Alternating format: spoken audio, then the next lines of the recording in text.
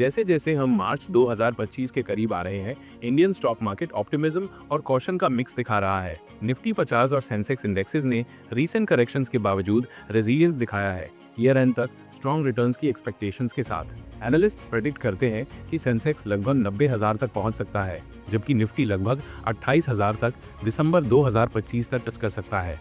कई फैक्टर्स मार्च में market performance को इन्फ्लुएंस करने के लिए एंटिसिपेट किए जा रहे हैं।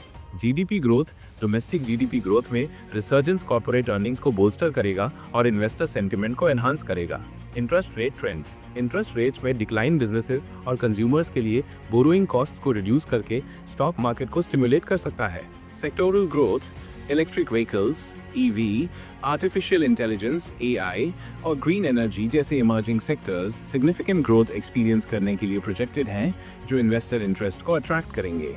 मार्च में निफ्टी 50 इंडेक्स का नोटेबल रीबैलेंसिंग होगा। जोमैटो और जियो फाइनेंशियल सर्विसेज को इंक्लूड किया जाएगा, जो ब्रिटानिया और बीपीसीएल जैसे अंडर परफॉर्मर्स को रिप्लेस करेंगे। इस चेन से जोमैटो और जियो फाइनेंशियल सर्विसेज में सब्सटेंशियल इनफ्लोज जनरेट होने की एक्सपेक्टेशन है। इन स्टॉक्स के इंक्लूजन से ये हो सकता है। इंक्रीज्ड वॉलेटिलिटी, रीबैलेंसिंग से शॉर्ट टर्म प्राइस फ्लक्चुएशंस हो सकते हैं, क्योंकि इन्वेस्टर्स अपने पोर्टफोलियो को एडजस्ट करते हैं। Market sentiment shift, high growth potential companies के एडिशन से ओवरऑल मार्केट सेंटिमेंट एनहांस हो सकता है, स्पेशली रिटेल इन्वेस्टर्स के बीच। पॉजिटिव आउटलुक के बावजूद कई रिस्क इंडियन स्टॉक मार्केट को इम्पैक्ट कर सकते हैं।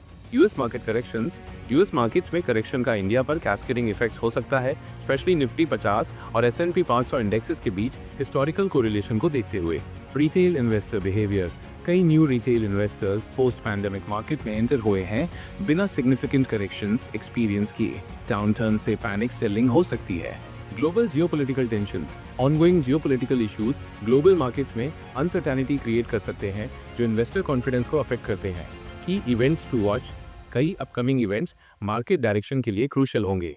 Union budget announcements, tax cuts और इंफ्रास्ट्रक्चर स्पेंडिंग के बारे में प्रोविजंस मार्केट सेंटिमेंट को सिग्निफिकेंटली इन्फ्लुएंस करेंगे।